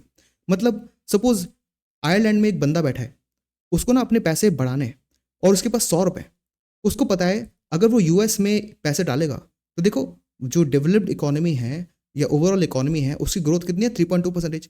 तो मतलब वो अगर डेवलप्ड इकोनॉमी में पैसा डालेगा तो उसका जो 100 रुपये ना वो 103.2 बन जाएंगे। लेकिन इंडिया की ग्रोथ कितनी है, 8.2। तो अगर वो इंडिया में पैसे डालेगा तो उसका 100 रुपये 108.2 बन जाएंगे। तो आप खुद देखो कि वो कहाँ पे अपना पैसा इन्वेस्ट करेगा, इंडिया में। इसलिए इंडिया में बहुत ज़्यादा इन्वेस्टमेंट आया क्योंकि हमारी कंट्री अच्छे से ग्रो कर रही है, ठीक है। इंडिया में फॉरेन लोगों ने बहुत ज़्यादा पैसा डाला, ठीक है। लेकिन अब क्या हुआ, देखो जो इन्वेस्टर है ना बहुत सेल्फिश है। अगर उसको पता चला कि दूसरी किसी कंट्री में इंडिया से ज़्यादा उसको फायदा होगा तो क्या होगा, वो तुरंत पैसा लेके भाग जाएगा, तुरंत यहाँ से पैसा निकालेगा और जो दूसरी कंट्री है वहाँ पे डाल देगा। फिलहाल क्या हुआ है कि चाइना के अंदर चाइना की जो गवर्नमेंट है उन्होंने ना बहुत ज़्यादा पैसा और बहुत इन्वेस्टमेंट अनाउंस करा है, बहुत सारा इन्वेस्टमेंट उन्होंने अनाउंस करा है। तो जो ये फॉरेन में बंदा बैठा है, इसको पता है कि भाई इंडिया में तो ग्रोथ थी, तभी तो इन लोगों ने इंडिया में पैसे डाला, इंडिया के ये जो बिजनेस है इनको पैसे दिए। लेकिन इनको पता चला कि जो चाइनीज़ गवर्नमेंट है उन्होंने तो बहुत बड़ा फिस्कल स्टिमुलस निकाला है, मतलब बहुत सारा पैसा उन्होंने अनाउंस करा है इन्वेस्टमेंट के लिए। अगर इतना ज़्यादा पैसा अनाउंस करा है तो इस कंट्री में बहुत ज़्यादा बिजनेस भी चलेगा। तो इन लोगों ने क्या करा, इंडिया से पैसे निकाल के यहाँ पे डाल दिए। तो अब इंडियन बिजनेस के पास मान लेते हैं फॉरेन लोगों ने 1,000 करोड़ रुपए डाले थे, मान लेते हैं कुल मिला के बाहर से इंडिया में 1,000 करोड़ रुपए है। अब एकदम से चाइना ने अनाउंस करा और 1,000 में से वो 500 करोड़ तो इंडिया से निकाल के वो चाइना में इन्होंने इन्वेस्ट कर दिए, ठीक है। तो इससे क्या हुआ, एकदम से या एक दो दिन में ही इंडिया की कंपनीज के पास जो 500 करोड़ थे वो अब नहीं रहे। तो ये प्रॉब्लम हो जाती है, ठीक है। तो इसी को कहते हैं कैपिटल फ्लाइट, मतलब जो पैसा है वो इंडिया से उड़ के बाहर चला गया ना, कैपिटल फ्लाइट, सिंपल। तो ये फिनोमेना है। जो फॉरेन पोर्टफोलियो इन्वेस्टर्स हैं वो वही लोग हैं जो कि फॉरेन में रह के इंडिया की कंपनीज में इन्वेस्ट करते हैं, और वो जब इन्वेस्ट करते हैं ना तो वो 10% से कम ओनरशिप लेते हैं, मतलब जो उनकी इक्विटी खरीदते हैं वो इंडिया में वो 10% से कम होती है। अगर 10% से ज़्यादा है तब अब उनको FPI नहीं बोलते, हम तब उनको बोलेंगे FDI। डी का मतलब है फॉरेन डायरेक्ट इन्वेस्टमेंट और यहाँ पे है फॉरेन पोर्टफोलियो इन्वेस्टमेंट। एक और चीज़ आपको ध्यान रखनी है, फॉरेन पोर्टफोलियो इन्वेस्टमेंट ने तो क्या करा कि एकदम से उसको पता चला अच्छा कहीं और मुझे फ़ायदा मिल रहा है तो यहाँ से पैसे निकाले और कहीं और चला गया। FDI में ऐसा नहीं होता। FDI में क्या होगा, वो इंडिया में पैसा लगाएगा लेकिन साथ में वो टेक्नोलॉजी भी ट्रांसफ़र करेगा। सिर्फ वो एक स्टॉक मार्केट का गेम नहीं खेल रहा, वो यहाँ पे टेक्नोलॉजी भी डालेगा, वो यहाँ पे नॉलेज भी ट्रांसफ़र करेगा अपनी छोटी कंपनी को, ठीक है। तो FDI जिसने इंडिया में इन्वेस्ट करा है उसका इंडिया से निकलना बहुत डिफिकल्ट हो जाता है, इतना आसान नहीं होता कि आज ही पैसा निकाल लिया, ठीक है। जो FPIs करते हैं, तो FPIs जो हैं वो बहुत ही डिफिकल्ट होते हैं उनको होल्ड करके रखना, और उनके कारण मार्केट में काफ़ी फ्लक्चुएशंस भी आ सकती है, ठीक है। तो ये यहाँ पे हुआ है, जो फॉरेन इन्वेस्टर्स हैं उन्होंने सेल कर दिया है, मतलब जो उन्होंने इक्विटी खरीदी थी उसको वापस सेल कर दिया है, और जो उनका पैसा था वो लेके चले गए, पुलिंग आउट, मतलब पैसा निकाल के यहाँ से चले गए। और अक्टूबर के अंदर हुआ है, इसके बहुत सारे कारण हैं। अब ये यहाँ पे मैंने आपको क्यों बताया, क्योंकि प्रीलिम्स में ऐसे क्वेश्चन आएगा, यहाँ पे मेंस में क्वेश्चन बनने के चांसेस कम है, पर प्रीलिम्स में ऐसे बहुत बार क्वेश्चन आए हैं जिसमें वो आपको दे देंगे कि जो FPIs हैं वो इंडिया से बाहर चले गए, इसके क्या क्या कारण हो सकते हैं, ठीक है। तो अब आपको जब कॉन्सेप्ट समझ में आ गया तो आप कारण जो लिखे हुए हैं ईजिली उसको समझ सकते हो। देखो चाइना ने बहुत बड़ा स्टिमुलस पैकेज डिस्कवर कराया। दूसरी चीज़ अट्रैक्टिव स्टॉक वैल्यूएशन, जो दूसरी कंट्री के जो स्टॉक्स थे ना, दूसरी कंट्रीज के जो शेयर मार्केट थे वहाँ पे उनको ज़्यादा अट्रैक्टिव लग रहे थे, इंडिया के कंपैरिजन में, इसलिए भी वो इंडिया से पैसे निकाल के वहाँ पे चले गए।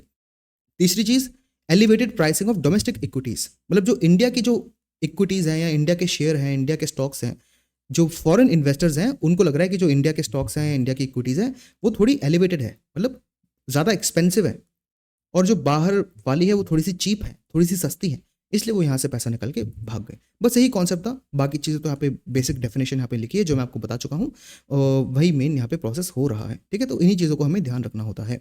इक्विटीज़ मतलब वो शेयर और स्टॉक जो कि ओनरशिप को रिप्रेजेंट करते हैं, ये भी मैं आपको बता दूँ।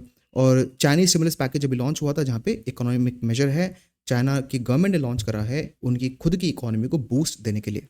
तो ऐसे कुछ फंडामेंटल इकोनॉमिक्स के कॉन्सेप्ट्स हैं जिनका थोड़ा प्रैक्टिकल एग्जांपल देके प्रीलिम्स में क्वेश्चन बन सकता है। अब चलते हैं नई न्यूज़ पर।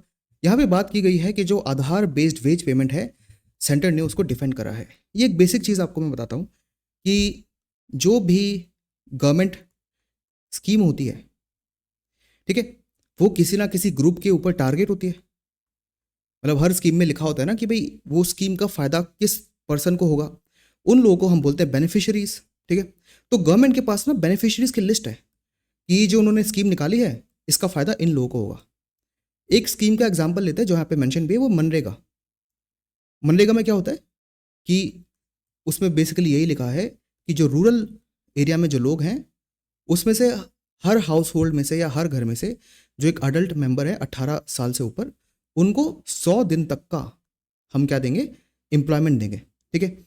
अब कुछ ऐसे कुछ ऐसे एग्जेम्पशंस भी हैं, कुछ एग्जांपल्स भी हैं जहाँ पे 100 से ज़्यादा भी दे सकते हैं, बट इन प्रिंसिपल 100 दिन का वो एम्प्लॉयमेंट उनको देते हैं, जो कि अनस्किल्ड एम्प्लॉयमेंट होता है। अनस्किल्ड मतलब जिसमें स्किल्स की ज़्यादा ज़रूरत नहीं है।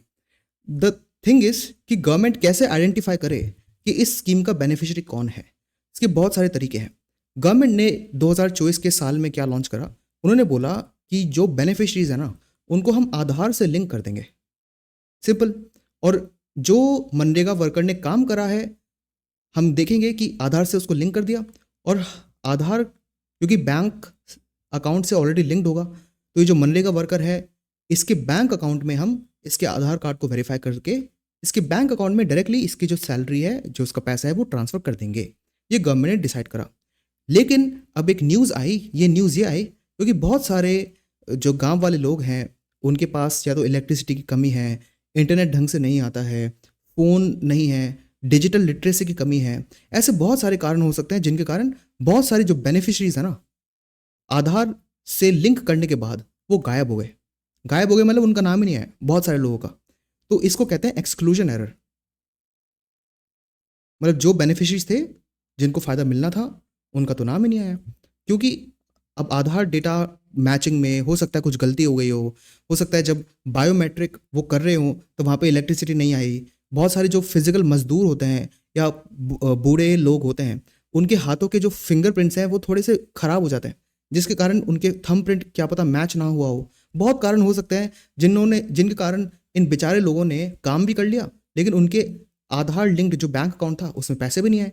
तो ये बहुत बड़ी प्रॉब्लम आई। फिर सेंटर ने बोला ऐसा नहीं है, हमने ये जो आधार बेस्ड पेमेंट सिस्टम था इसको मनरेगा से लिंक ही इसलिए करा था ताकि टारगेटिंग हम ढंग से कर पाए बेनिफिशरीज की, पूरे सिस्टम की एफिशिएंसी बढ़ा पाए, जो डिले होते हैं पेमेंट में उनको रोक पाए। क्योंकि पहले तो क्या होता था, फिजिकली कैश वितरण होता था, अब तो डायरेक्टली बैंक में पैसा जा रहा है तो डिले होगा ही नहीं।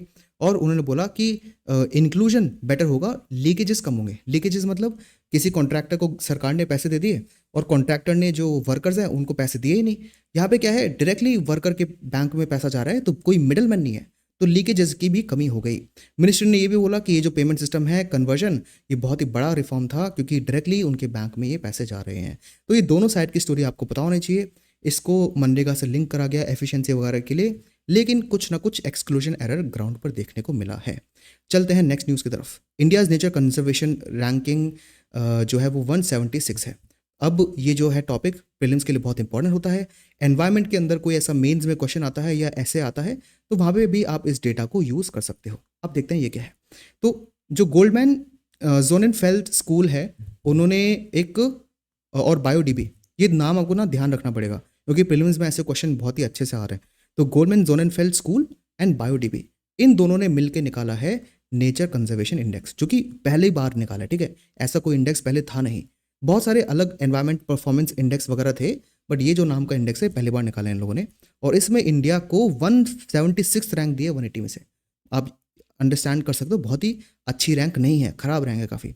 और इंडिया, इन्होंने क्या बोला है, ऐसा क्यों है, ये बोल रहे हैं कि इंडिया में लैंड कन्वर्जन की रेट बहुत हाई है, 53% तक। लैंड कन्वर्जन मतलब जो पहले ज़मीन जिस पे फॉरेस्ट थे, वेटलैंड थे, ठीक है, नदियाँ थी, पॉन्ड्स थी, ठीक है, इन सबको, लैंड को, इनको जो नेचुरल बायोडाइवर्सिटी थी उसको ख़त्म करके यहाँ पे सिटीज़ बना दी, रोड्स बना दिए और इवन स्लम्स बना दिए। मतलब जो नेचुरल बायोडाइवर्सिटी थी वो कन्वर्ट हो रही है, उस ज़मीन को हटा के अर्बन इंडस्ट्रियल एग्रीकल्चर यूज़ के लिए यूज़ करा जा रहा है। तो लैंड कन्वर्जन रेट इंडिया के लिए, इंडिया में काफ़ी ज़्यादा है, इसलिए उन्होंने बहुत ही कम रैंक दिया है इंडिया को। और ये नंबर आपको पता होना चाहिए मेंस के लिए, प्रीलिम्स में नहीं पूछेंगे, बट मेंस में कहीं लैंड डिग्रेडेशन, डेजर्टिफिकेशन, ऐसा कोई क्वेश्चन आता है तो आप इस डेटा को यूज़ कर सकते हो। दूसरी चीज़ उन्होंने बोली हैबिटाट लॉस। हैबिटाट मतलब जहाँ पे जानवर रहते हैं। तो फॉरेस्ट जब इंडिया में इतनी तेज़ी से कट रहे हैं तो जो जानवर है उनके पास रहने की जगह ही नहीं बचेगी, उसी को कहते हैं हैबिटाट लॉस, ठीक है। तो ये बोला गया है कि 2001 से 2019 मतलब ऑलमोस्ट 20 सालों में या 19 सालों में क्या हुआ है, इंडिया ने 23,000 स्क्वायर किलोमीटर का ट्री कवर खोया है, हमने लॉस कर दिया है। ये इंपॉर्टेंट डेटा है अगेन मेंस के लिए। अगर कहीं भी बायोडाइवर्सिटी से लिंक्ड मेंस में क्वेश्चन आ रहा है, लैंड डिग्रेडेशन से लिंक्ड क्वेश्चन आ रहा है, फॉरेस्ट से रिलेटेड कोई क्वेश्चन आ गया GS1 में ज्योग्राफी में, तब ये डेटा आपके काम आएगा, लिखना पड़ेगा आपको। एक्चुअली ज़रूरी नहीं है आप लिखो, बट अगर आप लिखोगे तो आपको डेफिनेटली ज़्यादा अच्छा इंप्रेशन आप एग्जामिनर पे डालते हो। इंडिया, ये जो रिपोर्ट है बताती है कि इंडिया जो सस्टेनेबल डेवलपमेंट गोल 14 और 15, लाइफ बिलो वाटर मतलब मछलियाँ वगैरह, aquatic life and life on land, जो जितने भी एनिमल्स हो गए उनको ढंग से प्रोटेक्ट नहीं कर पा रही है। तो ये कुछ रीजन है जिनके कारण इंडिया की परफॉर्मेंस अच्छी नहीं है। अब चलते हैं बहुत ही इंपॉर्टेंट और लास्ट न्यूज़ पर। ये जो अब आर्टिकल था, इस आर्टिकल को अगर आपने पढ़ा भी होगा तो इसमें बहुत सारे गवर्नमेंट के स्पेस बेस्ड मिशंस मेंशन्ड है, ठीक है। इतनी बहुत ही बड़ी लिस्ट है, ये इतनी बड़ी लिस्ट है, इस पे प्रीलिम्स में, इसी लिस्ट से बहुत सारे प्रीलिम्स के क्वेश्चंस बन सकते हैं डिफरेंट एग्जाम्स में, और इससे ही बहुत तरीके से क्वेश्चंस बन सकते हैं मेंस में। एक मेंस में क्वेश्चन बन जाएगा कि इंडिया के प्रेजेंट और फ्यूचर कौन कौन से स्पेस के टारगेट्स हैं, या इंडिया के कौन कौन से फ्यूचर स्पेस एम्बिशंस हैं। वहाँ पे आप ये जितना भी फैक्ट्स लिखे हैं उससे आपका एक आंसर बनता है। दूसरा क्वेश्चन आ जाएगा कि इंडिया में जो प्राइवेटाइजेशन ऑफ स्पेस सेक्टर है उसमें गवर्नमेंट ऑफ इंडिया ने या इसरो ने क्या क्या स्टेप्स लिए हैं, तो ये भी आपका आंसर यहाँ से कवर हो जाएगा, ठीक है। प्रीलिम्स में डायरेक्टली प्रोजेक्ट्स के ऊपर क्वेश्चन आ जाएंगे, मेंस में इस तरह से क्वेश्चन फ्रेम होंगे। तो ये जो पूरा टॉपिक है बहुत ज़्यादा इंपॉर्टेंट है। इसमें अनफॉर्चुनेटली समझाने के लिए ज़्यादा नहीं है क्योंकि बहुत ही ज़्यादा डेटा है, बट आपको इसको ध्यान रखना है। ये थोड़ा सा सीक्वेंस में मैंने इसको अरेंज करा है, तो आप इसको ध्यान रखना, ठीक है। अभी इंडिया के कौन कौन से प्रोजेक्ट्स चल रहे हैं वो देखते हैं, जो हम साइन कर चुके हैं। एक तो गगनयान प्रोजेक्ट है और दूसरा है भारतीय अंतरिक्ष स्टेशन। गगनयान में क्या है, जो अर्थ है उसके ऊपर हम स्पेस में हमारे एस्ट्रोनॉट्स को सेंड करेंगे, ठीक है। एस्ट्रोनॉट्स जाएंगे इंडियन। पहली बात तो आपको ध्यान रखना है कि बहुत सारी कंट्रीज से एस्ट्रोनॉट्स स्पेस में जा चुके हैं, और कल्पना चावला, सुनीता विलियम्स, ये लोग भी स्पेस में जा चुके हैं, लेकिन ये इंडियंस नहीं थे। हाँ, इनका जन्म भारत में हुआ है, लेकिन इनके पास जो सिटीजनशिप थी ये अमेरिकन थी, ठीक है। तो नासा ने इनको सेंड करा है, जो कि अमेरिकन स्पेस ऑर्गेनाइजेशन है। तो क्या कोई एक्चुअल इंडियन जिसके पास इंडियन सिटीजनशिप है, क्या वो कभी स्पेस में गया? नहीं गया है, गए हैं। उनका नाम है राकेश शर्मा, जिनको रशिया ने, या फिर तब तो USSR था, उन्होंने वो बेसिकली अपने एयरक्राफ्ट में राकेश शर्मा जी को स्पेस में लेके गए थे। तो मतलब आज तक सिर्फ एक ही ऐसा इंडियन सिटीजन है जो कि स्पेस में गए हैं, और वो भी रशिया उनको लेके गया था। मतलब इंडिया ने खुद की ज़मीन से आज तक इसरो ने किसी भी एक इंसान को भी स्पेस में नहीं भेजा है। तो गगनयान प्रोजेक्ट इसी चीज़ को पूरा करेगा, और आप समझ सकते हो कितना एम्बिशियस प्रोजेक्ट है। दूसरा, ये जो भारतीय अंतरिक्ष स्टेशन है, इसका क्या मतलब है कि हम स्पेस में एक ऐसी सैटेलाइट भेजेंगे जो कि स्पेस स्टेशन जैसे काम करेगा। स्पेस स्टेशन क्या होता है? बहुत ही सिंपल है कि एक तरह से घर है, एक हाउस है, एक कमरों का नेटवर्क है, जहाँ पे जो नॉर्मल सैटेलाइट्स होती है वो क्या करती है, हम यहाँ पे छोड़ देते हैं, वो घूमती रहती है और हम उससे कोई ना कोई काम निकलवाते रहते हैं। स्पेस स्टेशन भी एक सैटेलाइट जैसे अर्थ के अराउंड घूमता रहेगा, लेकिन इसके अंदर जाके लोग रह सकते हैं। मतलब ये जो स्पेस स्टेशन है ये ऊपर है, हमने फिर क्या करा, यहाँ से कोई एक लॉन्च करा ह्यूमन का स्पेस क्राफ्ट, उसको जाके हमने ये जो स्पेस स्टेशन है इससे कनेक्ट कर लिया। ये इसमें डॉक हो जाता है, कनेक्ट हो जाता है, उसको कहते हैं हम डॉक या टॉकिंग। इससे कनेक्ट हो गया, जो ह्यूमंस इसके अंदर थे वो निकल के स्पेस स्टेशन में रह सकते हैं कुछ दिन या कुछ महीने भी रहते हैं कुछ एस्ट्रोनॉट्स। तो उसके बाद जब उनका काम हो गया, कोई एक्सपेरिमेंट उनको वगैरह करना हो, तो वापस इसमें बैठ के वो वापस धरती पे आ जाते हैं। तो ये स्पेस स्टेशन एक तरह से एक घर है, एक बहुत बड़ा रूम है जो कि स्पेस के अंदर ही घूमता जा रहा है। अभी जो इंटरनेशनल स्पेस स्टेशन है उसमें कोई ऐसा इंडिया का स्पेस स्टेशन नहीं है। जो आपने मूवीज़ भी देखी होगी वो नासा वगैरह ने बनाया है, लेकिन इंडिया जो लॉन्च करना चाहता है वो पहला उनका स्पेस स्टेशन होगा, 2028 तक ये चलेगा। तो ये बहुत ही बड़े प्रोजेक्ट्स हैं जो गवर्नमेंट ऑफ इंडिया ने लिए हैं, और इसरो इसको बेसिकली आगे प्रोपेल कर रहा है। इसरो का जो एक्स्ट्रा अनक्रूड गगनयान फ्लाइट है वो भी होने वाली है। मतलब टोटल 3 अनक्रूड मिशन भी होंगे। जो एक्चुअल गगनयान हम लॉन्च करेंगे ना, जहाँ पे एस्ट्रोनॉट्स स्पेस में 7 दिन रह के वापस आ जाएंगे, वो जो मिशन है उसके पहले हम खाली एम्प्टी स्पेस क्राफ्ट भेजेंगे जिसमें कोई इंसान नहीं होगा। वो एक टेस्ट फ्लाइट होगी, इसलिए उसको कहते हैं अनक्रूड। दूसरा है नेक्स्ट जनरेशन लॉन्च व्हीकल। तो अभी हम NGLV भी लॉन्च करने वाले हैं और ये कैबिनेट ने अप्रूव कर दिया है। और इसमें जो इंडस्ट्री कोलैबोरेशन भी बढ़ेगा। इंडस्ट्री कोलैबोरेशन मतलब प्राइवेट जो ऑर्गेनाइजेशंस हैं वो नेक्स्ट जनरेशन लॉन्च व्हीकल को यूज़ करेंगे कुछ टाइम बाद तक। तो अभी इस पे काम चल रहा है, ठीक है। फिर जो पोलर सैटेलाइट लॉन्च व्हीकल्स है या LVM-3 जो लॉन्च व्हीकल्स हैं, इस पे भी काम चल रहा है। ये लॉन्च व्हीकल क्या होता है? दो कंपोनेंट मेनली एक रॉकेट में होते हैं। एक तो हो गया लॉन्च व्हीकल और ऊपर हो गया पेलोड। अब पेलोड में कुछ भी हो सकता है। पेलोड में कोई सैटेलाइट हो सकती है। पेलोड में जो स्पेस स्टेशन है ना, जो भारतीय स्पेस स्टेशन बनेगा, उसका कोई कंपोनेंट या कमरा, कोई रूम हो सकता है, या फिर इसमें कोई ह्यूमंस भी हो सकते हैं। पेलोड में ह्यूमंस भी हो सकते हैं। तो ये जो ऊपर वाला हिस्सा है ना, बस यही जाता है स्पेस में। ये जो नीचे वाला हिस्सा है ये तो बस बूस्टर है, और ये डिफरेंट डिफरेंट स्टेजेस के थ्रू अलग हो जाता है, और फाइनली ये जो पूरा बूस्टर है ये अलग होकर वापस अर्थ पे गिर जाता है। लेकिन ये जो पेलोड है ये सिर्फ ये इकलौता स्पेस में चले जाता है। तो ये जो बूस्टर होते हैं जो ऊपर पहुंचाते हैं, इन्हीं को हम कहते हैं लॉन्चिंग व्हीकल्स, और इन्हीं पे काम चल रहा है PSLV LVM-3 पर। और जो ये आपको ध्यान रखना है, जो हिंदुस्तान एरोनॉटिक्स लिमिटेड है और L&T लार्सन एंड टूब्रो, वो PSLV के नए लॉन्च पे काम कर रही है। ये प्रीलिम्स में डायरेक्टली क्वेश्चन बन सकता है। जो न्यू स्पेस इंडिया लिमिटेड है, जो कि प्राइवेट एंटिटी के लिए काम कर रही है, वो भी LVM-3 को कमर्शलाइज करने की कोशिश कर रही है। न्यू स्पेस इंडिया लिमिटेड है एक ऐसी कंपनी जो कि स्पेस सेक्टर के प्राइवेटाइजेशन में बहुत ज़्यादा मदद कर रही है, ठीक है। देन वीनस और मून का मिशन भी हम चालू कर चुके हैं, जिसमें मून के लिए हम चंद्रयान-4 अब भेजेंगे। चंद्रयान-3 सक्सेसफुल हो चुका है। चंद्रयान-4 क्या होगा? Sample return mission. मतलब जहाँ पे चंद्रयान-3 अभी है ना मून पर, वहीं पे ये जाएगा, वहाँ पे उतरेगा, मून की धरती जो है उसको थोड़ा सा उसमें होल करेगा, उसको डिग करेगा, वहाँ से जो मून का जो सैंपल है उसको थोड़ा सा लेगा और वापस उड़ के वो अर्थ पे आ जाएगा। ये चंद्रयान-4 करेगा, ठीक है। और ये 2027 तक शेड्यूल्ड है। फिर वीनस ऑर्बिटर मिशन है, मतलब वीनस जैसे हमने मार्स ऑर्बिटर मिशन भेजा था 2013-14 के अराउंड, वैसा ही वीनस ऑर्बिटर मिशन होगा, एक सैटेलाइट जो कि वीनस के अराउंड घूमेगी, ठीक है। फिर लूपेक्स मिशन है जो कि लूनर पोलर एक्सप्लोरेशन मिशन है। ये इंडिया जापान के साथ कर रहा है, ये बहुत इंपॉर्टेंट है, आपको ध्यान रखना है। एंड यहाँ पे लूनर लैंडर नया बनाया जाएगा। अगेन सिंपल थिंग है, ये लूपेक्स मिशन है जो कि हम जापान के साथ करेंगे। चंद्रयान मिशन जैसा ही है बट थोड़ा सा डिफरेंट है, क्योंकि ये जो मिशन है ये हम फ्यूचर में क्रूड मिशंस को ध्यान में रखते हुए करेंगे।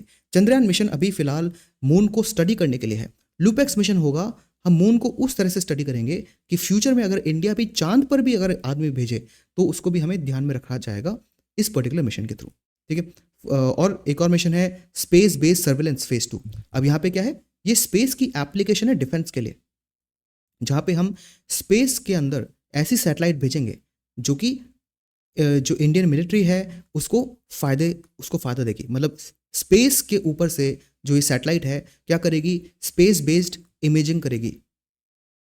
इसमें बहुत टाइप्स की इमेजिंग हो सकती है। लिटरली वो विजुअली पिक्चर ले सकती है, वो हीट कैमरास के थ्रू, इंफ्रारेड रेडिएशन के थ्रू जो हीट मैप्स है वो बना सकती है। तो मतलब जितने भी हमारे ट्रूप्स हैं उनके मूवमेंट को ट्रैक कर सकती है, जो एनिमी ट्रूप्स हैं उनके मूवमेंट को भी ट्रैक करा जा सकता है। तो इसरो इसमें काफ़ी हेल्प कर रही है, space based surveillance. Then astronaut training mission भी चल रहा है, एक्सियोम-4 मिशन का। सी, स्पेस एक्स और एक्सियोम स्पेस ये दोनों अलग कंपनी है, ठीक है, अलग कंपनीज हैं ये दोनों साथ में आई है एक मिशन के लिए जिसका नाम है एक्सियम 4। इसमें एक इंडियन को सेलेक्ट करा गया है, मतलब एक इंडियन एक्सियम 4 के थ्रू स्पेस में जाएगा। ठीक है, बस सिंपल सा यही इसका मतलब है, और उसकी ट्रेनिंग भी चालू हो चुकी है। तो अब ये जो प्रोजेक्ट्स हैं इन पे अभी काम ये साइन हो चुके हैं और ये बहुत ही तेजी से चल रहे हैं। कौन कौन से प्रोजेक्ट? पहला तो गगनयान एंड भारतीय अंतरिक्ष स्टेशन, दूसरा लॉन्च व्हीकल्स जिसमें एक तो NGLV आ गया, फिर PSLV और LVM-3 आ गया, तीसरा वीनस और मून का मिशन, चौथा लूपेक्स मिशन, और पांचवा स्पेस बेस्ड सर्विलेंस मिशन। जो एक्सियम ट्रेनिंग मिशन है ये इसी का पार्ट है, बट ये आप वैसे यूज़ कर सकते हो। तो ये वो मिशंस हैं जो हम ऑलरेडी चला रहे हैं। फिर ऐसे मिशंस हैं जो कि फ्यूचर में आएंगे या अपकमिंग है, जैसे निसार मिशन। एक्चुअली इस पर भी काम चल रहा है, बट ये फ्यूचर में और आने वाले हैं। निसार में जैसे लूपेक्स में इंडिया और जापान थे, निसार में इंडिया और US है। आपको ध्यान रखना है, यहाँ पे अर्थ ऑब्जर्वेशन सैटेलाइट लॉन्च करी जाएगी। लूपेक्स मिशन तो जो जापान के साथ है वो तो मून पे जा रहा है। ये जो सैटेलाइट है निसार वाली, ये दूर नहीं जाएगी, ये अर्थ पर ही रहेगी। अर्थ पर मतलब अर्थ के चारों तरफ ही घूमेगी, और ये 2025 तक लॉन्च की जाएगी जो सिंक्रोनस सैटेलाइट लॉन्च व्हीकल के द्वारा। ये काफ़ी सारी इंपॉर्टेंट चीज़ें हैं जो आपको ध्यान रखनी है। फिर प्रोवा 3 करके एक मिशन है जो कि यूरोपियन स्पेस एजेंसी का है। तो देखो लूपेक्स कहाँ है? India Japan. निसार क्या है? निसार है इंडिया US। प्रोवा 3 क्या है? India European space agency. ये तीनों आपको अलग से ध्यान रखने हैं। और PSLV एक्सेल इसको लॉन्च करेगा, मतलब डेफिनेटली उसकी साइज ज़्यादा बड़ी होगी, और ये 2024 नवंबर तक का है। और ये कहाँ जाएगा? सन के कोरोना को ये पढ़ेगा, उसको स्टडी करेगा।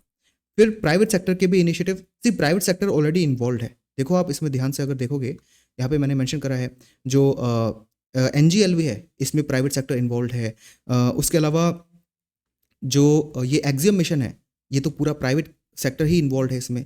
ठीक है, फिर ये प्राइवेट सेक्टर के वो दो के अलावा ये 3 और इनिशिएटिव जो प्राइवेट सेक्टर ने खुद ने लिए हैं। जैसे ये आपको ध्यान रखना है क्योंकि प्राइवेट सेक्टर में स्पेस में क्या क्या डेवलपमेंट हुई है इस पे इकलौता एक मेंस में क्वेश्चन आ सकता है, डेफिनेटली प्रीलिम्स में भी पूछा जाएगा। तो एक तो Manastu space and Dhruv space ने क्या करा है? एक अग्रीमेंट साइन करा है to test green propulsion technology. Propulsion मतलब जो स्पेस में रॉकेट्स को प्रोपेल करा जाता है, वो जो फ्यूल है, वो जो इंजन है, इसी को प्रोपल्शन कहते हैं। तो ये जो है ग्रीन हो, ग्रीन मतलब जिससे क्लाइमेट चेंज ना हो, ग्रीन हाउस गैसेस एमिट ना हो, जो फ्यूल है यहाँ पे वो ज़्यादा खतरनाक कार्बन एमिशन ना करे, ऐसा प्रोपल्शन सिस्टम बनाने का ये दोनों काम कर रहे हैं। और ये ध्रुव का जो लीप 3 मिशन है उस पर बेस्ड है। फिर बेलेट्रिक्स एरोस्पेस का चल रहा है प्रोजेक्ट 200। प्रोजेक्ट 200 मतलब अर्थ के 200 किलोमीटर दूरी पर ही सैटेलाइट्स को छोड़ा जाएगा।